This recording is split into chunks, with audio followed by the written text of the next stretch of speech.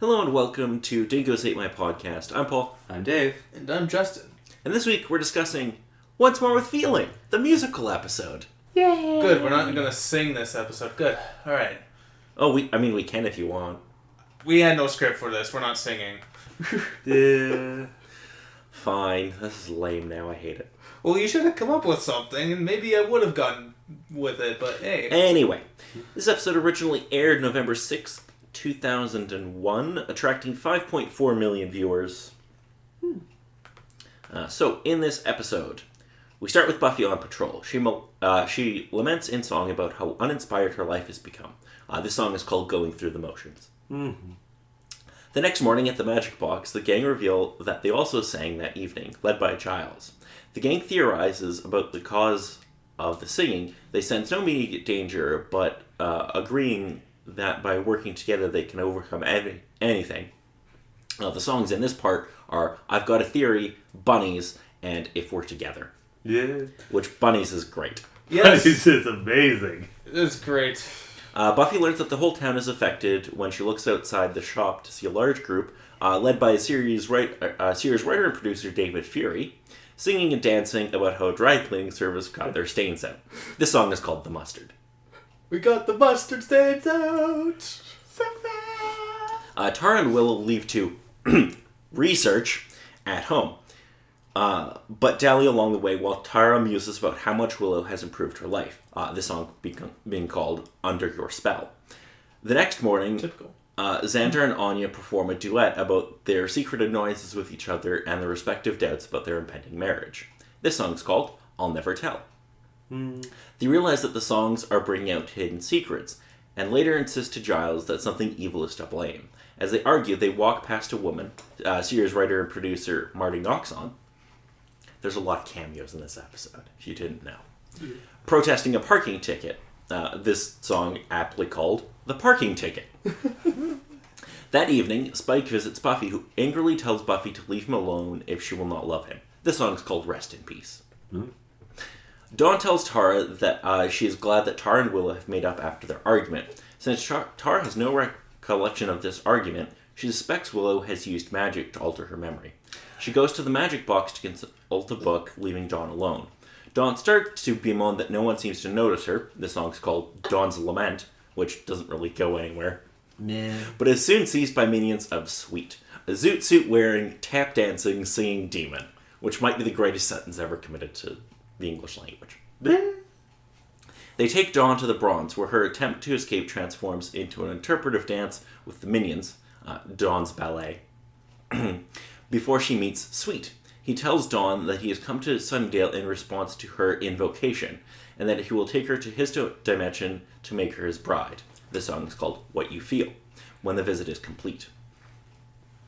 At the Magic Box, Giles recognizes that he must stand aside if Buffy is to face her responsibilities in caring for Dawn instead of relying on him. This song is called Standing. And Tara finds a picture of the Forget-Me-Not flower Willow used to cast a spell on her in a book of magic. Giles and Tara separately resolve to leave the people they love, respectively Buffy and Willow. Giles wants to leave Buffy for her own good, and Tara wants to leave Willow because she's become horrified by Willow's magical manipulation of their relationship. This song is called Under Your Spell / Standing Reprise. Captured by Spike outside the store, one of Sweet's minions conveys a challenge from Sweet for Buffy to come rescue Dawn at the Bronze. Giles forbids the gang to assist Buffy, so she goes alone, despite having no will to do so. Eventually, Giles and the Scoobies change their minds and leave to catch up. Although Spike initially thinks things would go better for him if Buffy was dead, he also changes his mind and decides to help Buffy. Sweet opines that Buffy is drawn to danger. This song is called Walk Through the Fire. Meeting Sweet at the Bronze, Buffy offers a deal to Sweet. She will take the place of her sister if she can't kill him.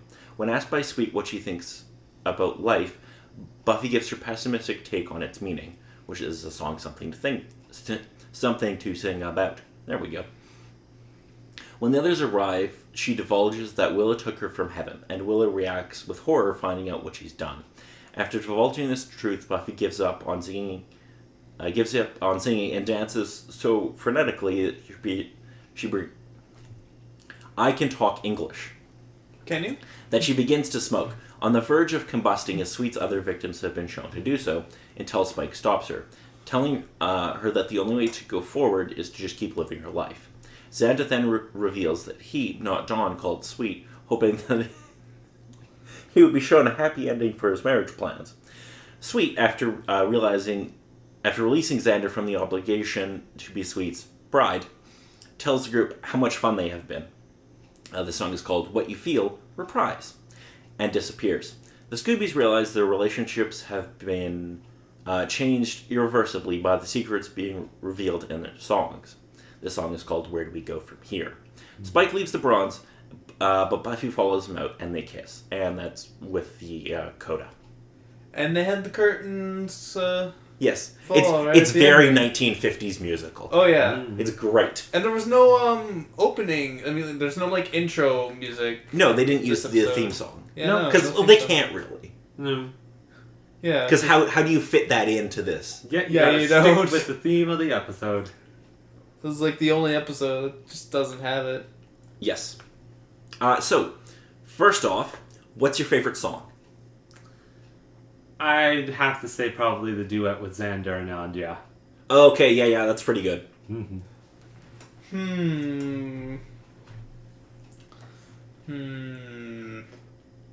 I got the stains out. Really? It's the mustard? That's your favorite?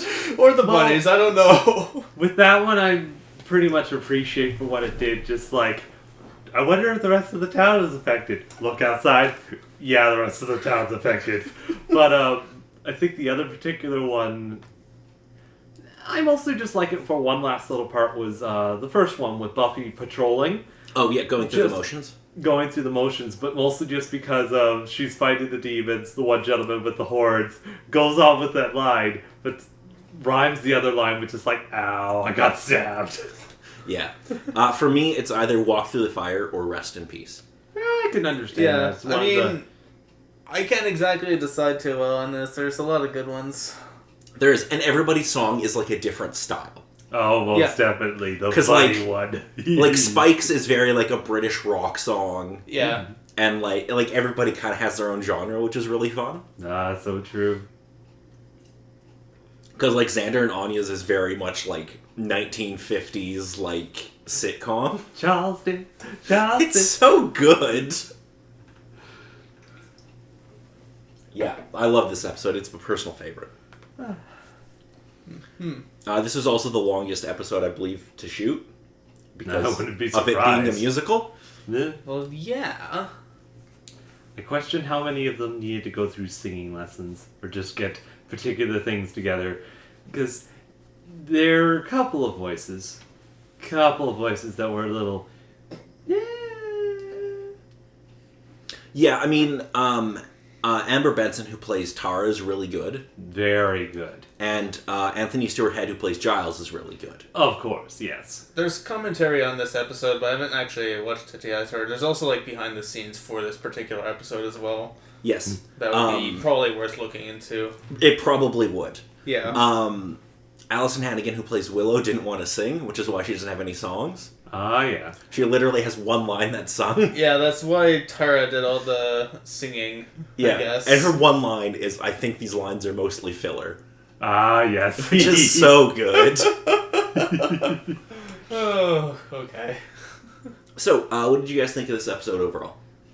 It has those couple of interesting little moments of fun, keeps within the style of Buffy, but runs through a whole bunch of important little moments like, oh, hi everybody, I'm not super happy that you brought me back to life because I was most likely in heaven.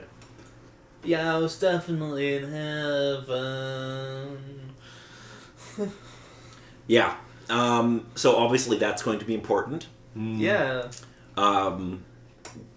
There's also some things in this episode that like would never have been able to do on their previous network. Oh, I would not be surprised. Uh-huh. Like, no, what the heck are you Oh thinking? no, whatever that song that Tara ended on. Yeah. Well, Yeah. Willow That was, that particular moment, I'm like, that's not even subtle. Like, It's great. Like, I love it. It's so good. But it's like, that's not subtle at all. Like, the Rosie got that.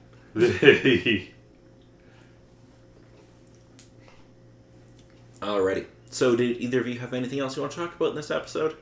With this one, the demon was just amazing for just his personality and everything that he His ran suits. through. His suits are good.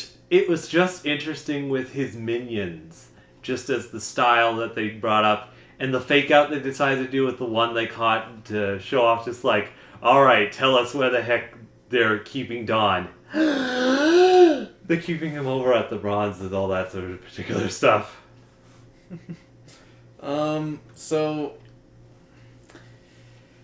obviously this demon wasn't defeated in any traditional sense. It was just No, it's just kind of like, oh crap, we have to end the episode. yeah, I guess the show's over now, guys. You did it. You beat the bad guy. You win. You should feel good about yourselves. Despite Later. the fact that you've revealed all your secrets and now there's just a whole lot of stuff that needs to be dealt with that's not going to probably be dealt with. With your Have fun with With your your emotional French- trauma. Goodbye. Hope you're still friends or something. I don't know. Yeah, like he cares. I don't know. Yeah, Sweet is it's also a really cool design. Yeah. That's true too. Yeah, and I love, like, where he does the whole thing where he, like, snaps his fingers and changes his suit. Like, the Nice. suit color changes, that's great. I'm just like, that's a 10 on 10 effect right there. And he's kind of being a bit creepy, wanting to date Dawn, but I mean, Okay, Dawn has a great line in her song where, like, he says that, and then she's like, I think this queen thing is illegal. Or something like that. I'm like, that's great. indeed. Alrighty. So, let's keep scrolling down. Ah, yes, international titles. Oh boy. So in German, it's Once More with Feeling. And in French, it's Let the Show Begin. Okay. Obviously, there's a bunch of music in this that we've already gone through, because it's a musical episode. Like, no duh. Alrighty. So, if there's nothing else, next week we will be talking about the episode Tabula Rasa. So in this episode, in the aftermath of the discovery that they pulled Buffy out of heaven, Giles finally resolves to leave Sunnydale and return to England to allow Buffy to gain independence. Meanwhile, Willow agrees to go a week without using magic when Tara confronts her about her decision to fuck with her memory. But almost immediately goes back on her word and casts another memory spell with the intent of making Tara and Buffy forget the damages of the spell she used on them. The spell then goes awry, and the entire Scooby Gang, herself included, get complete amnesia. Oh, and Spike has to deal with a loan shark. It's gonna be super fun time! Because he has a gambling debt. All those poor kittens. He owes 40 Siamese. Bye. This is going to be a great time. Because there's a loan shark and... Oh, it's a loan shark. Anyway. Shark. Until next week, I'm Paul. I'm Dave. And I'm Justin.